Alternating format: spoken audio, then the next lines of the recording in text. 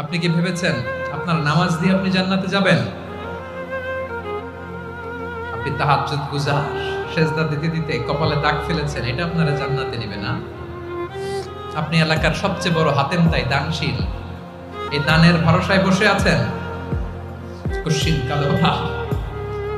আমাদের নামাজ, আমাদের রোজা, আমাদের ইবাদত, এগুলোকে মিজানের পাল্লায় উঠালে কোনো ওজনই হবে না। তবে আমাদের একটা কৌশল জানা আছে, আমরা আল্লাহর রহমতের ভিখারি। আমরা সেদিন আগেই গুনার স্বীকৃতি দিয়ে দেব। আমরা বলবো, আল্লাহ তুমি প্রশ্ন করার আগে তোমার একটা কথা বলি, আমারে কিছু জিজ্ঞেস করো না, আমি সব করেছি। এমন কোন পাপ নাই যে পাপ আমারে দিয়ে হয় নাই। তোমার রহমত দিয়ে তুমি জান্নাতে পাঠাবা, তোমার দয়ায় জান্নাতে যেতে চাই, আমল দিয়ে না। পারবেন বলতে? কিয়ামতের দিন আমরা বলবো, আল্লাহ আমার আমল দিয়ে জান্নাত চাই না, আমি তোমার দয়া দিয়ে জান্নাত চাই। তোমার দয়া ছাড়া আমার কোনো উপায় নাই।